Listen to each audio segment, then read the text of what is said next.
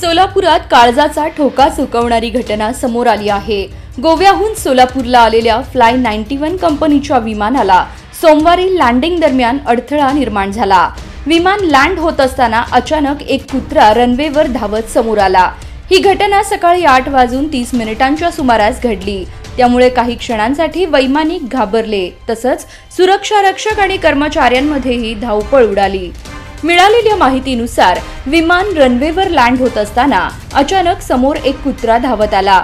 हे लक्षात येताच काही कर्मचाऱ्यांनी त्या कुत्र्याला हकलण्यासाठी धाव घेतली, पण सुरक्षा रक्षकांनी सुरक्षा कारणास्तव कर्मचाऱ्यांना पुढे जाण्यापासून रोखले। सुदैवाने कुत्रा रनवेवरच थांबला आणि कोणतीही दुर्घटना टळली। यामुळे वैमानिकांनी सुटकेचा निश्वास टाकला। या घटनेमुळे वैमानिकांनी फ्लाय 91 कंपनीकडे तोंडी तक्रार दाखल केली आहे।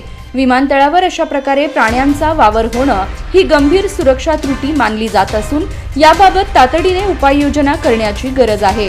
सध्या विमानतळ परिसरात पक्ष्यांचा आणि भटक्या प्राण्यांचा वावर वाढल्यानं त्यावर तातडीने बंदोबस्त करण्याची मागणी विमानतळ प्रशासनाने जिल्हा प्रशासनाकडे केली आहे।